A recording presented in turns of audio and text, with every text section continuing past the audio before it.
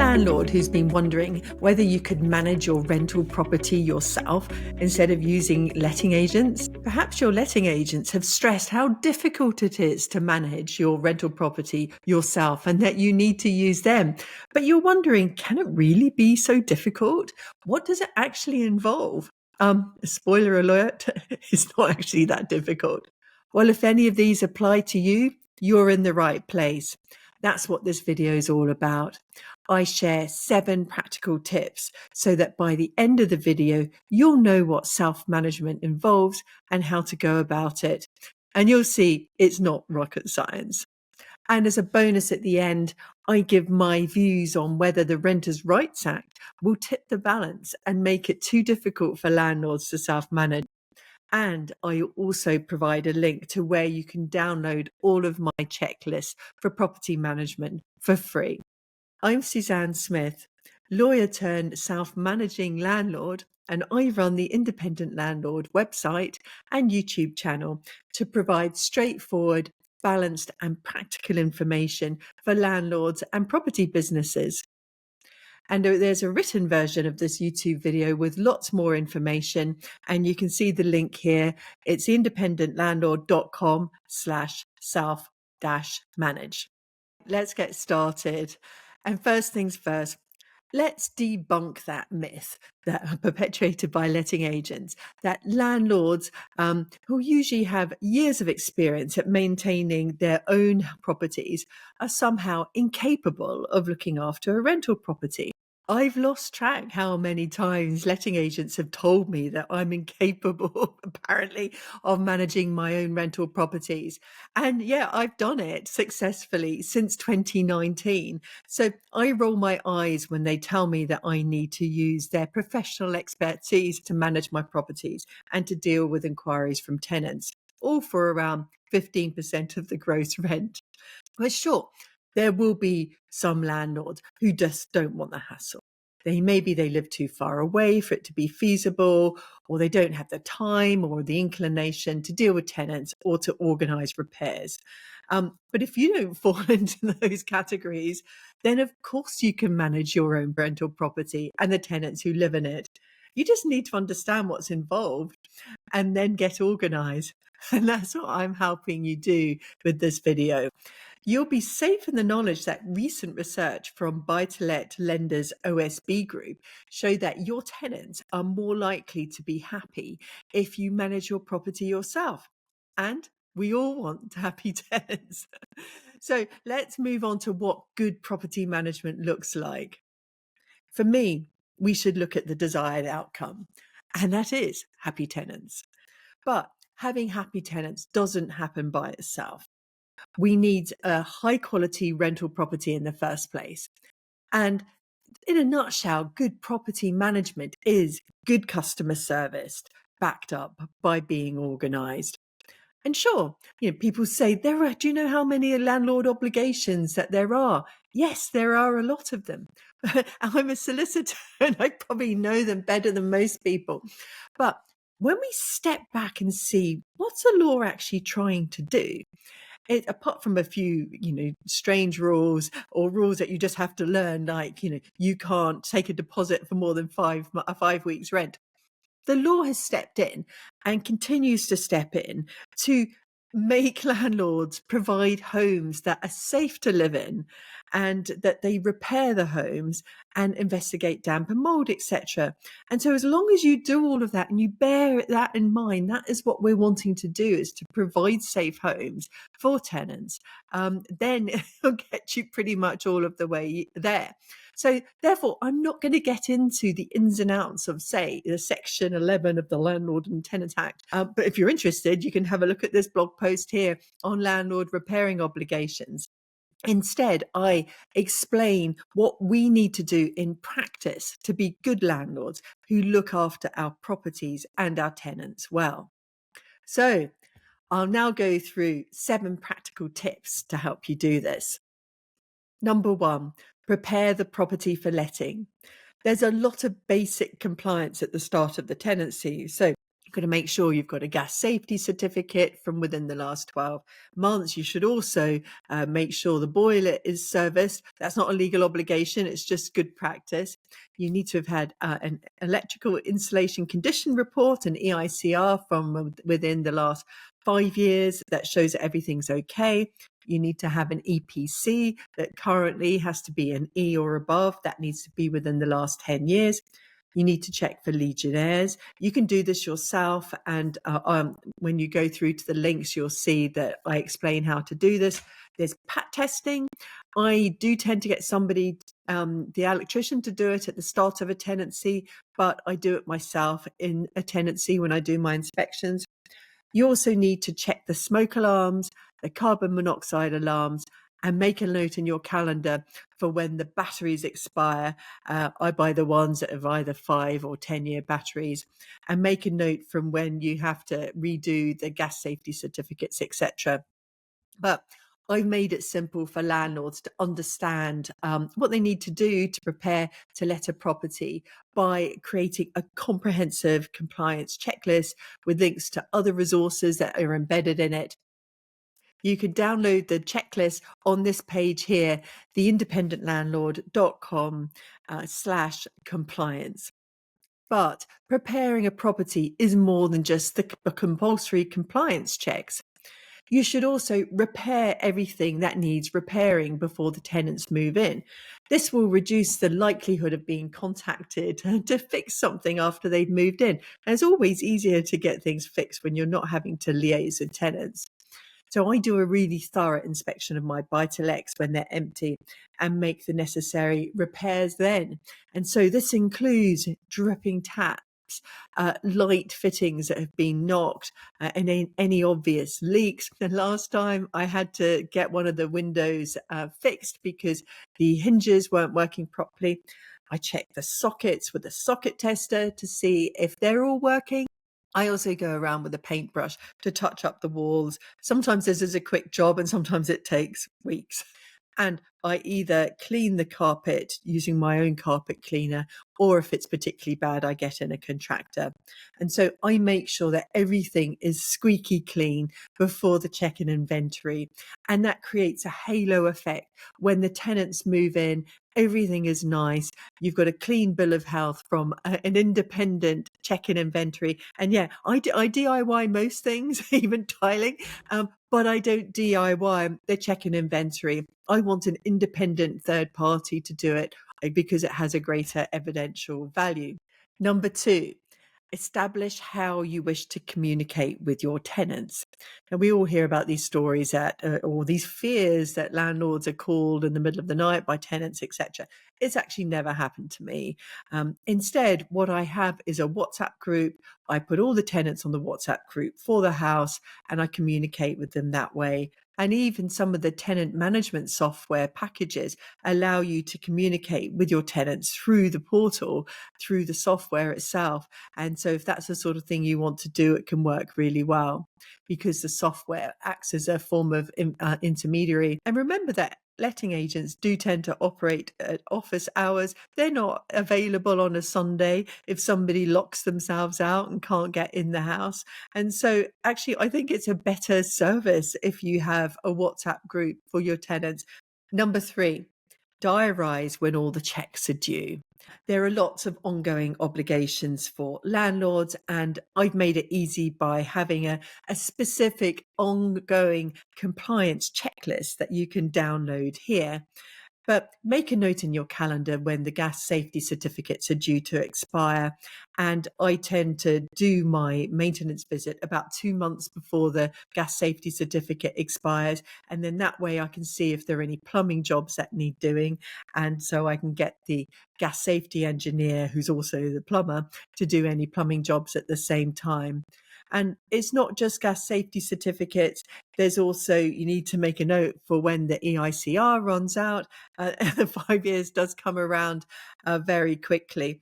And remember that with gas safety certificates, you can organise them up to 2 months in advance. I tend to put the tenant in contact with the tradesperson directly, and they arrange a time, and then it's a bit like an MOT. You can actually keep the old date for next year, and then I don't even need to be involved in it other than just emailing the plumber's office to get it sorted. You need to check the smoke alarms and the carbon monoxide alarms once a year. You can do this at a maintenance visit or ask your gas safety engineer to do it during their annual inspection, and then they can put that on the gas safety certificate. Also, if your tenant has a time-limited right to rent, make a note of it, and do a follow-up 2 months before the time limit expires. And so, for instance, if somebody has a visa that lasts for 3 years, the landlord should perform a follow-up check 2 months before it expires. And then that way you won't be subject to the fairly draconian fines if it expires and they no longer have a right to rent.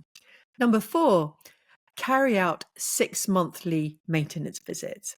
Now, why 6 monthly?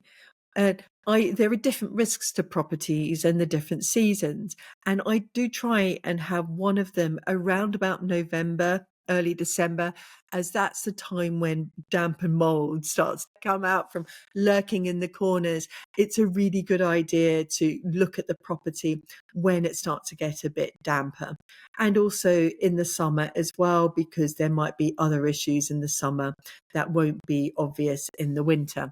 For instance, they might need some pointers on the garden. Maybe they're not mowing it enough, or they need some direction on how to prune the shrubs, etc. And that's a good time to do it in the summer. I really value doing the 6 monthly inspections myself, and I call them maintenance visits because it's more collaborative, and that's actually what it is, because I'm going around trying to figure out what's going to go wrong next with the property and how I can get ahead of it and how I can plan to do repair jobs in the future.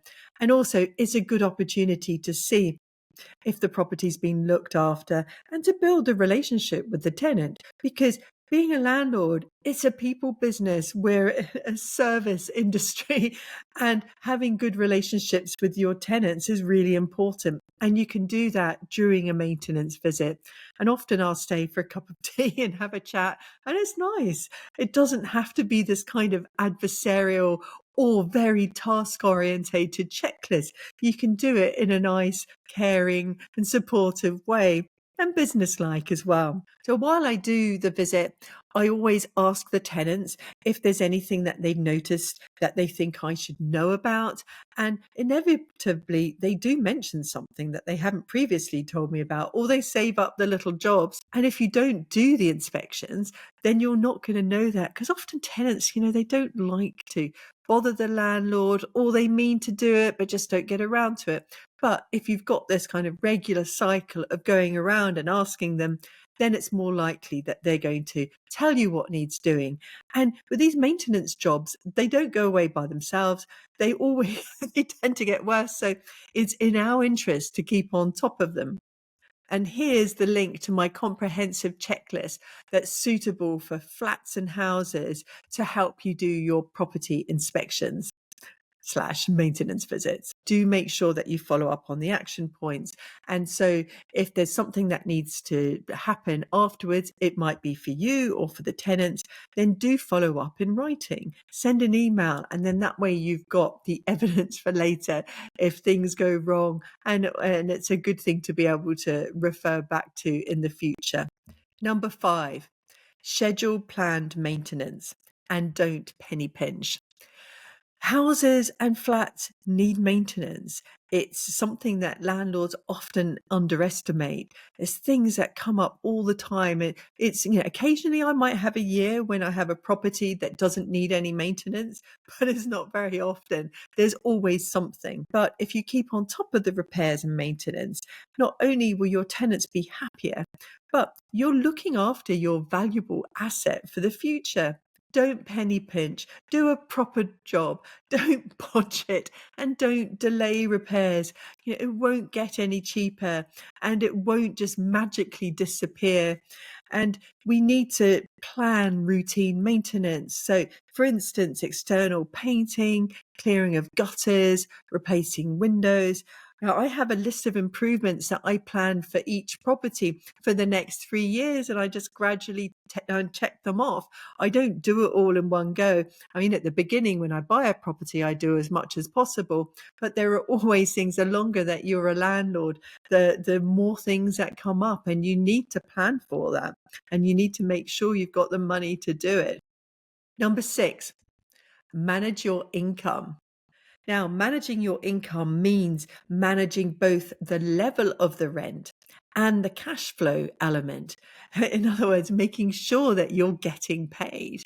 So it's important to review the rent every year to see if it's tracking the market rent for a similar property in that area. Normally, landlords keep the rent for existing tenants slightly below the market, so they're less likely to move because you don't want to void. But if landlords never increase the rent, then it's the same as reducing it in real terms after you take into account inflation. And even if you have inflation of 2%, 3% a year, if you never increase the rent, then after a few years, because of the compounding effect, it might be 10% that you're behind the market. And yet your costs are going to have gone down by 10%. And don't try and increase the rent in a large amount all in one go, because it can be difficult for the tenants suddenly to find an extra £200 a month, for instance. But instead, just increase it a little bit each year in line with inflation. So it sits, as I said, just slightly below the market rent. And I tend to look at the CPIH, that's the Consumer Prices Index with the housing element. But when that was really high a couple of years ago, for that year, I went for wage inflation. So at the moment, I'm increasing my rents, and this is at the beginning of January. I'm increasing my rents by roughly 3%. It just depends from month to month what is happening with the CPIH figure. Another aspect of managing your cash flow is to manage rent arrears effectively. And this is a big topic, and I'll do a separate video about it another day. But in the meantime, here's a guide that I've done on my website about what to do if your tenants do fall behind with the rent. Number 7, get ready for emergencies. Now, emergencies do sometimes happen. I've had a couple of water leaks and a broken boiler, and letting agents use this as a reason for landlords not to self-manage. But, I don't get that. Sure, emergencies happen, but it's hardly difficult for a landlord to call up a plumber, a gas engineer, or a locksmith if something goes wrong. And the letting agent would be doing the same thing. And we as owner occupiers do that ourselves for our own properties. And so if something goes wrong, I first call the regular tradespeople that I use. And if they're not available, I use Check a Trade, and because you can get guaranteed tradespeople there who'll be happy to help. And I've used that a couple of times. Some self-managing landlords take out repair insurance, which can include a gas safety certificate and an annual boiler insurance. That said, I don't actually use insurance for this sort of thing. I prefer to develop relationships with local trusted tradespeople that I can rely on. And I much rather do that than have an insurance-based policy, because you don't know who the people are going to be coming around. And I much prefer using the tradespeople that know the property, that will have worked on the boiler previously. And it just makes it nicer as well to give work to local tradespeople that you can develop a relationship with. It's like having your own little Rolodex as a landlord of people that you can rely on to do work for you. And now the promised bonus. Will the Renters' Rights Act make it too difficult for landlords to self-manage? Well, no. The Renters' Rights Act will not make things too difficult for landlords to manage the properties themselves, whatever letting agents may claim. And certainly, if you've done my training on the Renters' Rights Act, you've got nothing to fear about it. You'll probably know more than the letting agents. But what will be important is to get organised and to take a professional approach. And you're in the right place for that because, as you know, I produce a huge amount of content to help landlords get ready for the Renters' Rights Bill when it comes into force later in 2025. So if you'd like to find out more on self-management, don't forget I have a lot of extra information on the blog version of this video, theindependentlandlord.com/self-manage. If you found this video useful, please subscribe so you don't miss out on future content, or at least give it a thumbs up if you don't like subscribing. And if you want to keep up to date for free with what's going on, you can also subscribe to my weekly newsletter at theindependentlandlord.com/subscribe. Finally, here are some other practical how-to videos to help you succeed as a good landlord and my training on the Renters' Rights Bill. See you soon.